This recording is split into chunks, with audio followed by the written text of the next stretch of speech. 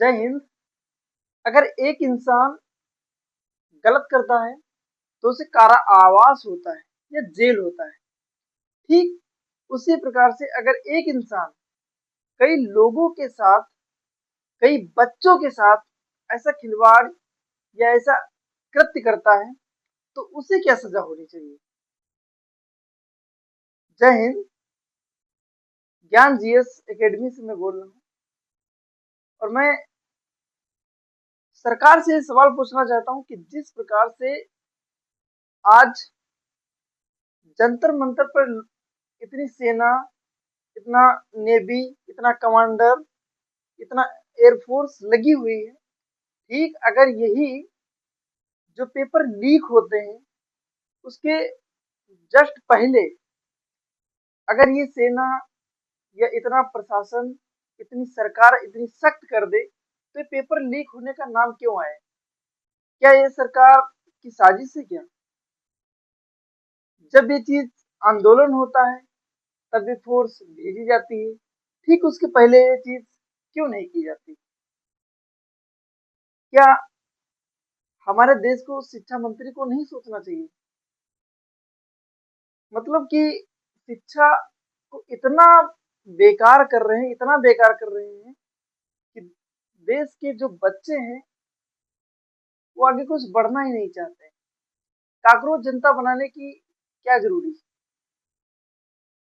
बताओ? अलग अलग जनता पार्टियां बना रही हैं, अलग अलग जनता अपना वोटिंग कर रहे हैं, अपनी सभाएं बना रही हैं, अपना आंदोलन कर रहे हैं।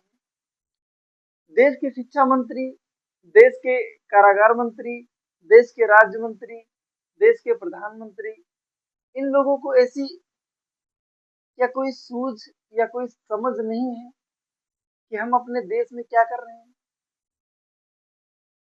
जो शिक्षा व्यवस्था आज बिगड़ रही है तो सवाल एक शिक्षा व्यवस्था पर लेकर है और मांग इस चीज की लोग कर रहे हैं कि वहां पर जो पेपर लीक हुए थे, नीट का पेपर लीक हुआ, क्या उसका कोई सॉल्यूशन निकला? और दूसरी बात, अगर शिक्षा मंत्री ही हमारे देश में अगर शिक्षा सुधार नहीं पा रहा है तो उस शिक्षा मंत्री को हटाया क्यों नहीं जा रहा?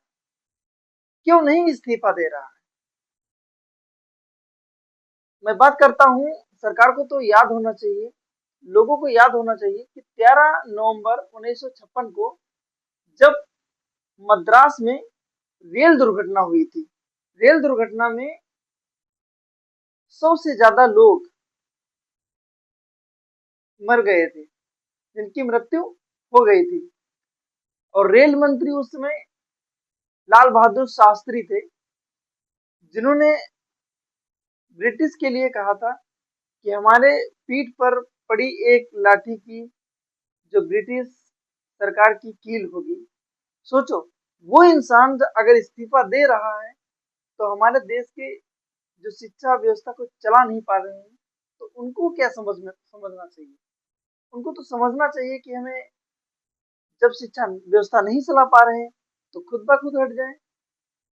सवाल दूसरा कि मैं बात उस क्रांतिकारी या उस आंदोलनकारी नेता की कर रहा हूं जो हमारे बच्चों को या हमारे देश की व्यवस्था को आगे ले जाने के लिए काम किया, उसके लिए कुछ नहीं किया गया।